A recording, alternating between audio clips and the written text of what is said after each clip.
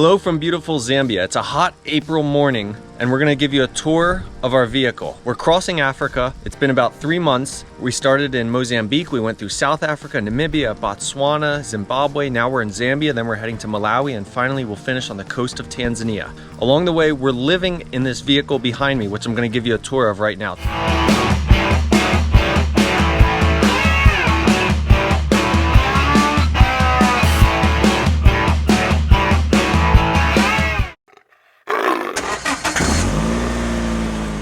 Traveling in Africa is often very expensive because many people do tours, they stay in lodges, and they take tourist transport. The solution, rent your own vehicle where you can live and sleep and cook and eat in the vehicle. As a result, we're staying at a developed campground here on the beautiful Zambezi River. It's only $15 a night. I'm gonna show you how we do it. First off, the vehicle we've chosen is a Toyota Hilux 2.8 liter diesel engine, 4-wheel drive pickup truck. It's specially outfitted with a secure back to store things and a pop-up tent, among other things. The vehicle is more than capable of anything you need in Africa, including the worst potholed highways, sand dunes, fording water, and thick mud, all of which we encounter fairly regularly. Let's look at the battery and the engine first. This is the engine here, obviously. As you can see, this is a very powerful, strong engine. It's given us no problems whatsoever. 2.8 liter diesel. It can go up the steepest hills. It can conquer bad terrain, anything. Equally important, we have 2 batteries in this car. We have the primary battery here, and then an alternator cable runs to a secondary battery. Why have a secondary battery? We need it to power the cooler, the lights, and other things when the vehicle's shut off and we're in camp. As a result, you'll probably never kill the battery, and you can keep your food cool, among other things. Inside the cockpit here, the first thing you notice is the steering wheel's on the right side of the vehicle. It's because they drive on the left. All of Southern Africa, all the countries, they drive on the left. Just like in the UK and Australia, the opposite of the US. It takes about a day to get used to. Since then, we haven't had any problems. Significantly in this vehicle, you can see there's certain modes like power boost. There's a button here you push. It also has high 4, and then we haven't had to use it yet, but there's also low 4. If you're using either of them with a car that's already this powerful, you're in some heavy duty adventure terrain. As well, things we recommend, get a little clip to put your phone up because you're gonna need it for navigation, and on your phone you should also have satellite imagery and really good mapping applications that are gonna work even when you don't have service. We have 2 glove compartments where we keep our passport. You can see there's a battery charge indicator light. This is actually really useful. We can see where the batteries are at. You can see our secondary battery here is actually getting down to 25% because we've been camped here for a few days. And this is where all the action happens. Big windshield, big windows. It's how we see all the game around us. In the back seats here, it's really just a space to keep things how we've organized it. We always keep a pillar or 2 accessible because often the person in the co-pilot seat, usually Suhei, is taking a nap. Keep these accessible, keep a blanket accessible. You might want snacks. We also like to keep our shoes right here behind the seat so we always know where they are in case we want to get out, put them on, go somewhere real quick. In Africa too, and this is super important, you can't forget this. You got to make sure you have your triangles. These are little things you set up when your car breaks down. Your fire extinguisher, and then in here we have, way down deep in here, we have reflective vest. You can see. Why are these things so important? You're absolutely never going to use them or need them, but the authorities love to look for bribes, especially on foreigners, if you're not carrying these. So always carry them, and you'll hit a police checkpoint almost every day. They'll ask you, tell them, yep, I have them all, you show them, and they have no reason to ask you for a bribe, and you're safe. This right here, this is the pantry. This is the favorite part of the entire truck for both me and Suhei. In here we keep all our cooking stuff, and then behind it is all our food, which I'm gonna show you. We keep our pot, we got bowls, we got all the knives. Here we keep soap, we got sponge, all our utensils, extra utensils. We got cups up here. Spices are in here. We keep lighters here. Always keep a few lighters, of course, right? Sometimes they die, they get wet, whatever.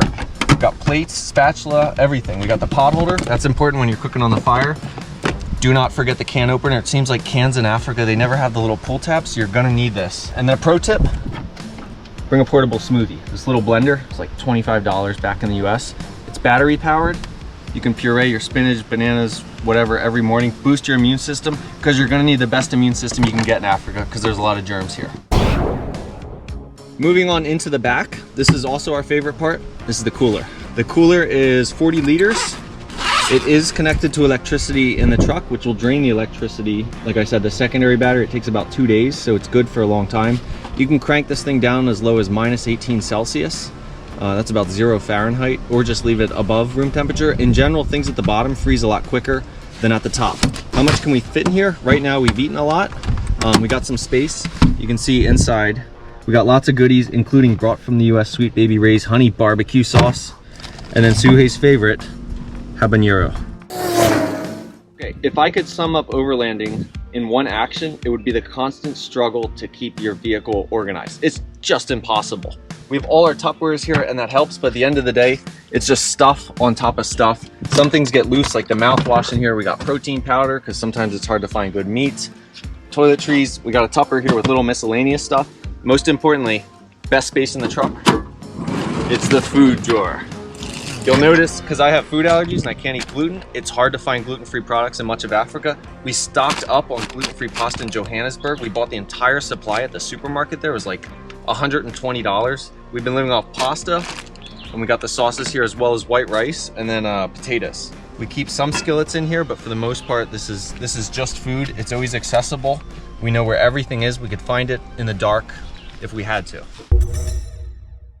You'll notice stainless steel, it's nice and secure. These things do lock. When it opens, it's just another way to access your things inside, which I said organized in tuppers. We got a tupper for clothes. We got a tupper for long-term food, a tupper for other miscellaneous things. Also in here, we got the gas. This is the propane. This will last, man, each one of these lasts 40 meals. It's hard to estimate. The burner that screws on top. Never cook in the vehicle, folks. That's how you burn things. Further deep in here, we got this whole compartment. This shows all the goodies that you hope to never have to use. There's a toolkit, extra burner. We got towing straps, jumper cables. There's a whole compressor in here, a seed net, and an axe. You'll find here one of the most significant parts of the vehicle. It does have a water system. For whatever reason, the water's not drinkable. We don't drink it, but for washing dishes, getting things wet, washing your hands, even taking a shower, you got this little nozzle here. You pull out the pin, you're gonna lift this thing. I'm gonna turn this, and then voila. 120 liter capacity, come out as fast as you want. Always keep that locked, because otherwise it'll get bumped off. Because this is Africa and the roads are bad, you got one spare tire here. We got another one under there. This truck is equipped for all the expedition you could want, and the fuel tank is even 120 liters. That's twice that of a US vehicle, something like that. You can go anywhere with this truck. Chairs and table, these are invaluable. Cannot underestimate the importance of these. It's just standard folding chairs we throw in the back. The table folds up, it actually slides under the roof rack. These legs go in here. Do get a stainless steel table, because then you can put your hot pots on it and it won't melt anything. It's worth it just for that. Now for the really fun part, where do we sleep? This is the tent. As you can see, it's a pop-up tent. It folds and opens like this, and then the only way to get to it is to go up the ladder. All right, welcome to the bedroom. As you can see, the tent here, it's actually pretty spacious inside. If you come on in here, you can see there's room for 2 sleeping bags.